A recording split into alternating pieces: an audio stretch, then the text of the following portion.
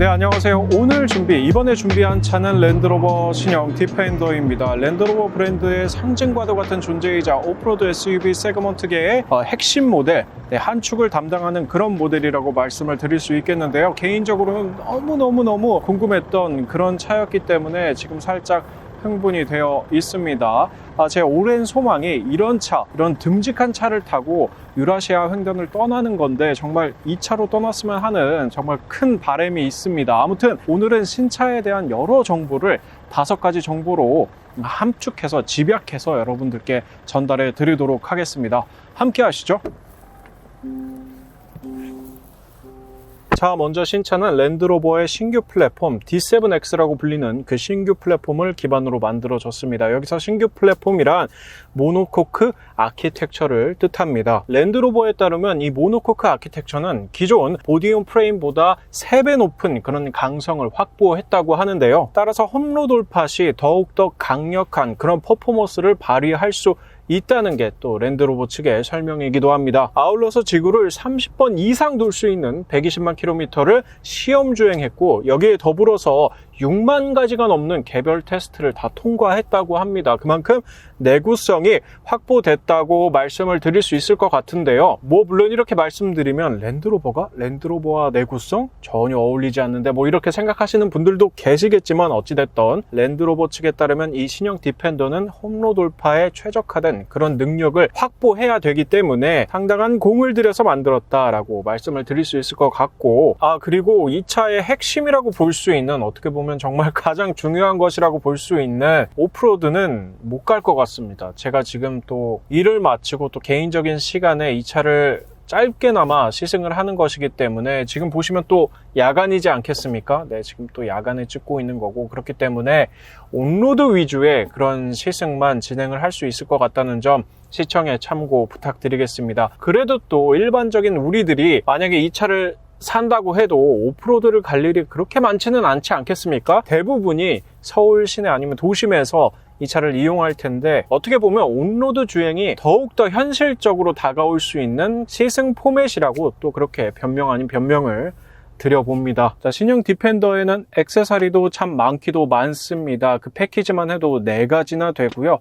다양한 소비층의 다양한 라이프 스타일을 충족하기 위한 랜드로버 측의 배려라고 생각을 합니다. 루프에 올릴 수 있는 루프렉부터 여기에다가 반려동물을 위한 다양한 여러 패키지, 또 오토 캠핑족을 위해서 마련한 팽창식 방수 어닝 등 일일이 나열하기도 참 많습니다. 그 가지수만 해도 170여 가지에 이른다니까. 아무튼 이 가운데 루프렉은 100kg 이상의 짐도 싣고 나를 수 있을 정도로 튼튼해서 루프 장착형 텐트, 무겁고 부피도 큰 그런 짐을 싣고 나르기에도 용이합니다. 따라서 전국 어디로나 이 차만 있으면 전국 어디로 떠나도 차박 정도는 정말 무리 없이 할 수 있다라는 그런 의미로 받아들이면 될 것 같고요. 실내는 상당히 남성적입니다. 이런 굵직굵직한 레이아웃들로 인해서 그런 인상을 더욱더 강하게 받을 수가 있는데요. 그 모양새가 어떻게 보면 다소 아날로그적일 수는 있겠지만, 이를 구성하고 있는 내용물들은 디지털을, 현대적인 그런 면모를 뽐내고 있습니다. 여기서 핵심이 바로 이 신규 인포테인먼트 시스템인데요. 그래픽도 진짜 깔끔하고 스마트폰, 태블릿 PC를 사용하고 있는 것 같은 그런 착각을 불러일으킬 만한 그런 완성도를 보여주고 있습니다. 조금 더 들어가서 보자면, 세부적으로 보자면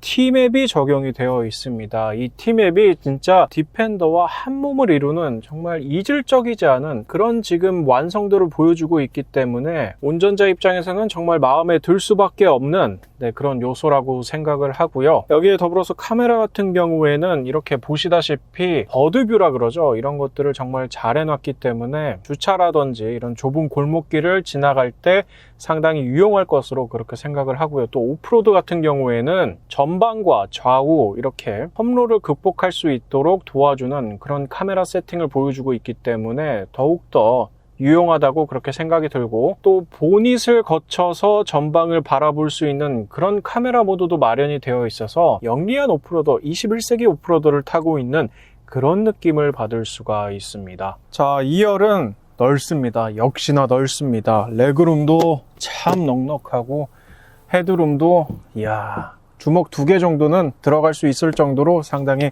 넉넉한 그런 사이즈를 보여주고 있고요. 가죽의 질감도, 시트를 이루는 이런 가죽의 질감도 상당히 좋기 때문에 몸을 편안히 감싸주고 있습니다. 장거리 이동 시에도 불편하지 않게, 불쾌하지 않게 편안하게 이동할 수 있을 거라고 그렇게 판단을 합니다. 자, 이어서 트렁크를 한번 봐보겠습니다.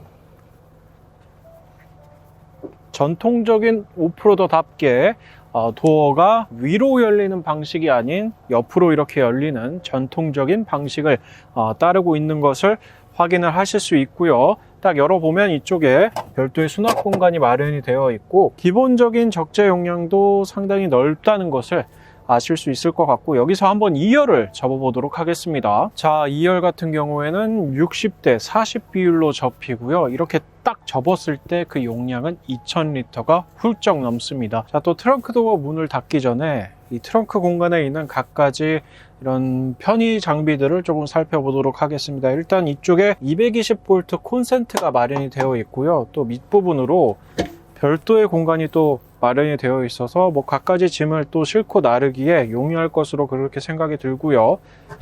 좌측으로는 시거잭이 마련이 되어 있고, 또 이쪽에 버튼이 마련이 되어 있는데요. 이 버튼을 누르면 차체가 이렇게 쑥 내려갑니다. 에어 서스펜션이 차체를 이렇게 낮춰서 조금 더 용이하게 짐을 싣고 나를 수 있도록, 실을 수 있도록 그렇게 도와주는 그런 기능이 또 마련이 되어 있습니다.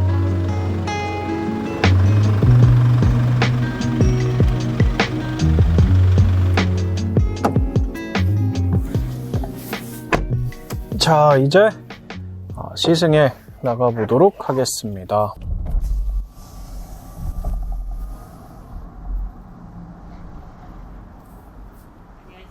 안녕하세요. 지금 이 차에 장착되어 있는 엔진은 직렬 4기동 2.0L 인제니엄 디젤 엔진입니다. 최고 240마력을 발휘하고요. 최대 43.9kgm의 토크, 강력한 토크를 또 내뿜어냅니다. 심지어 이 토크가 저회전 구간에서부터 풍부한 이런 토크가 발생되기 때문에 차츰차츰 속도를 높여나가는 이 과정이 상당히 매끄럽습니다. 초반부터 강력한 힘이 발생되기 때문에 굼뜨지 않고 시원시원하게 답답함 없이 나아가는 것을 느낄 수가 있습니다. 여기서 변속기는 ZF4의 8단 자동이고요. 엔진과의 궁합이 그렇게 나쁘지가 않아서 앞서 언급한 바와 같이 매끄러운 가속이 가능합니다. 참고로 이 차의 재원상 정지 상태에서 시속 100km까지 걸리는 시간은 9.1초고요. 최고 속도는 시속 188km입니다.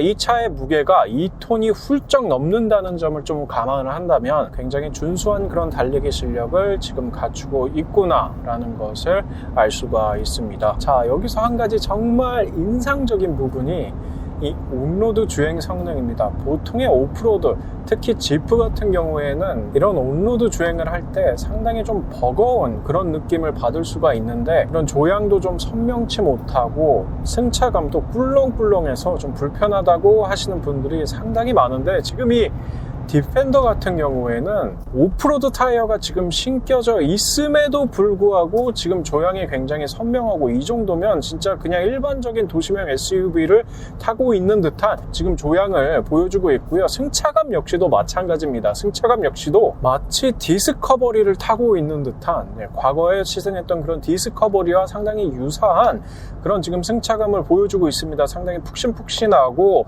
이런 노면에서 올라오는 정보를 적절히 걸러내는 그런 능력까지 지금 갖추고 있습니다. 기존 오프로더에서는 상상도 하지 못한, 보디움 프레임의 오프로더에서는 정말 상상도 하지 못할 그런 지금 움직임을 보여주고 있습니다. 과연 모노코크 바디의 그런 장점이 지금 이 디펜더에서 발휘가 되는 게 아닌가 그렇게 생각을 해보고요. 따라서 여기서 알 수 있는 점이, 오프로더, 기존의 오프로더라고 한다면 뭔가 막 험로만 가야 될 것 같고, 이런 온로드에서는 이런 불편을 감수해야만 할 것 같은 그런 고정관념이 있었는데, 지금 이 디펜더는 그런 고정관념을 완전히 깨버린단 말이죠. 온로드에서도 굉장히 편안한, 마트 갈 때에도 이용할 수 있는 그런 오프로더, 다재다능한 오프로더, 일상에서 사용할 수 있는 그런 오프로더가 바로 이 디펜더가 아닐까, 디펜더가 그 시초이지 않을까 그렇게 생각을 해봅니다. 이와 관련해서 지금 계속 속도를 높여도 정말 불안하지가 않습니다.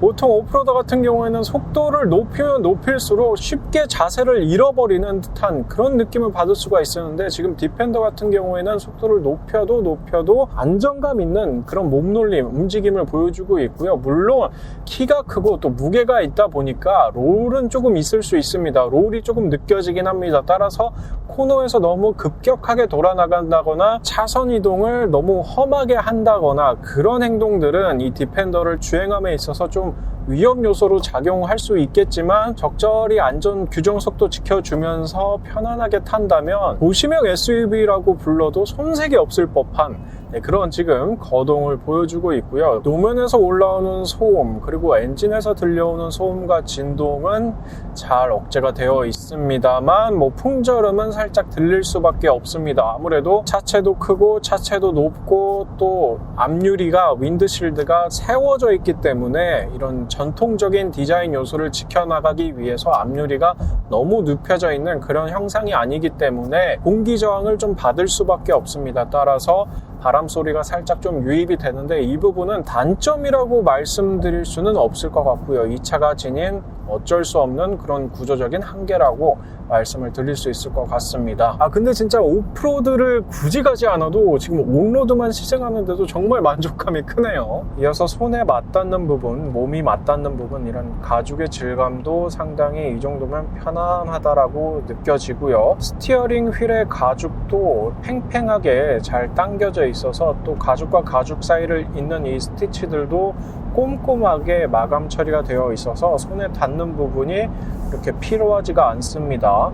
주행 모드 같은 경우에는 노멀과 에코 그리고 스포츠 이렇게 세 가지 정도를 들 수가 있겠는데요. 이런 온로드에서 사용할 수 있는 이런 주행 모드 같은 경우에는 지금 계속해서 노멀 모드로 달리고 있고, 이제 한번 스포츠 모드를 한번 사용해 보도록 하겠습니다. 스포츠 모드 같은 경우에는 기어 레버를 좌측으로 한번 당겨 주시면 됩니다.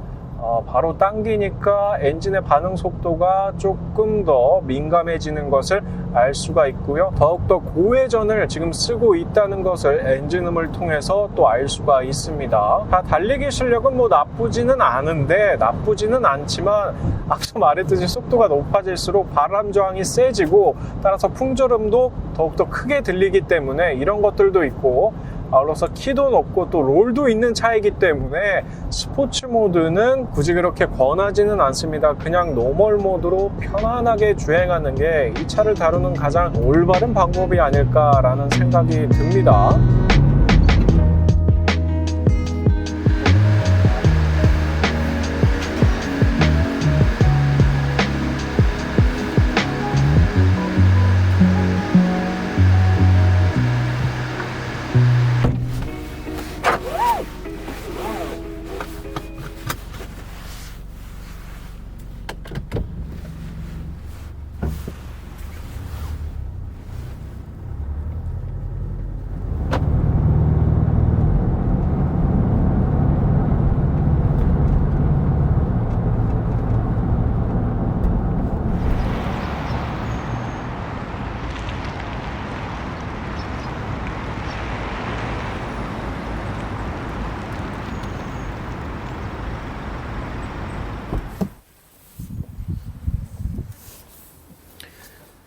네, 자, 이제 이 신형 디펜더의 앞으로의 로드맵에 대해서 조금 말씀을 드리고자 합니다.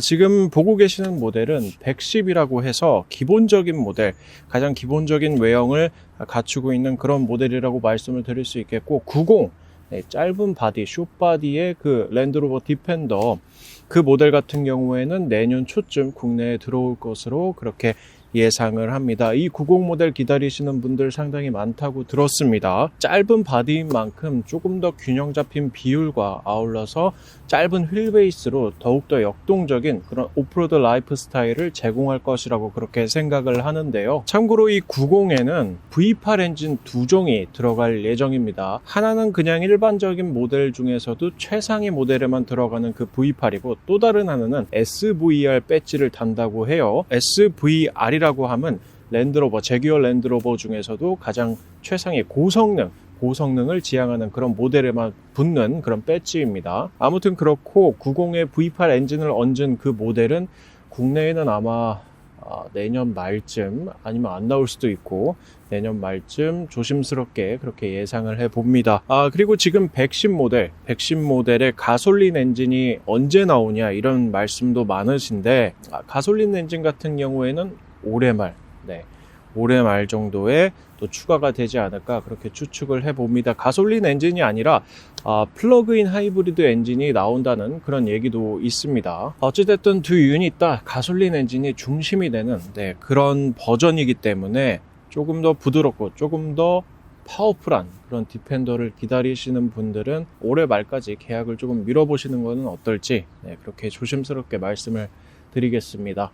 그리고 지금 이 110 같은 경우에는 130이라고 해서 차체를 조금 더 늘린 그런 버전도 나온다고 합니다. 어찌됐든 디펜더, 랜드로버의 중추 모델, 핵심 모델인 만큼 다양한 가지치기 버전을 통해서 높은 수익을 올리려는 그런 전략적인 모델이라고 말씀을 드릴 수 있겠습니다.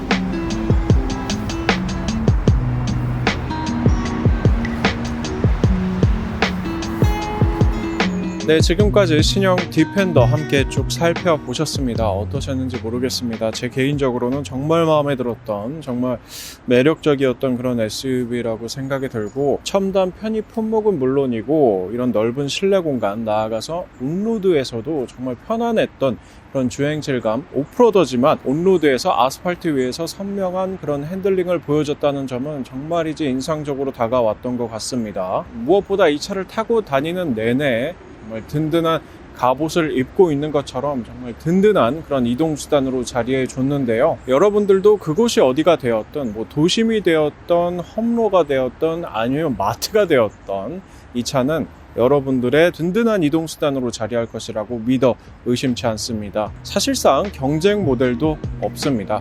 그럼 오늘 영상은 여기서 인사드리겠습니다. 봐주셔서 감사합니다.